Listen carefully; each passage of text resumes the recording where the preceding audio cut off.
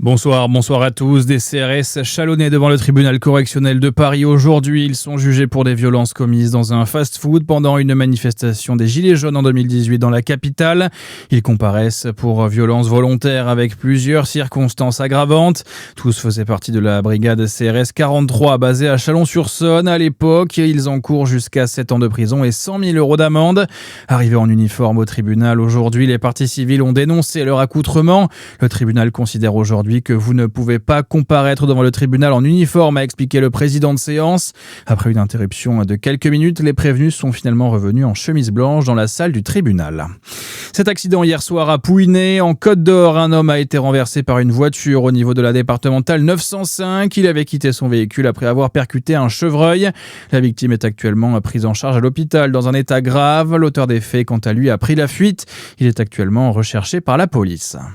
Et puis à Darcé, un train de 360 passagers est resté bloqué sur les voies plusieurs heures hier sur la ligne Mulhouse-Paris. Un problème de caténaire givré serait à l'origine de la panne du train à 8h du matin. Transbordés dans un autre train, les passagers sont finalement repartis vers 13h.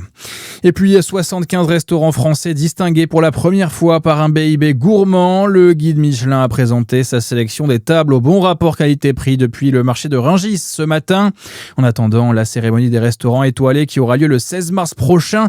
En Bourgogne-Franche-Comté, ils sont 3 à avoir été récompensés. Il s'agit de Verfeuille à Arquet-Senans dans le Doubs, Louillette à Santenay en Côte d'Or et puis la Bagatelle à Dole dans le Jura. Dans l'actualité également, explosion de l'hyperviolence. Les mots de Laurent Nunez ce matin sur BFM Télé. Le ministre de l'Intérieur a fait le point sur les chiffres de la délinquance des mineurs. Les faits de violence n'augmentent pas en nombre mais en gravité chez les plus jeunes, explique Laurent Nunez. À Marseille, le syndicat Unité Police partage le même constat. Arnaud Blaise en est le délégué sur place. Aujourd'hui, les mineurs sont passés à des vitesses supérieures et commettent des délits entre guillemets d'adultes, à savoir des vols avec armes, des violences avec armes et entrent dans le trafic de stupéfiants.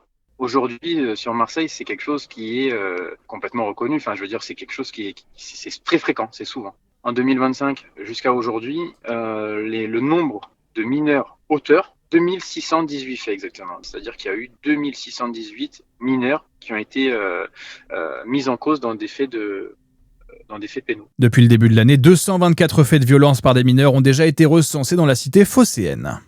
Et puis, Sophie Adno aura droit à une journée supplémentaire sur Terre. Le décollage de l'astronaute française est repoussé de 24 heures, annonce la NASA.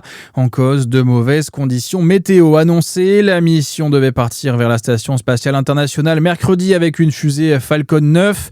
Le départ est pour l'heure décalé à jeudi, toujours depuis Cap Canaveral en Floride. À suivre votre météo sur Fréquence Plus.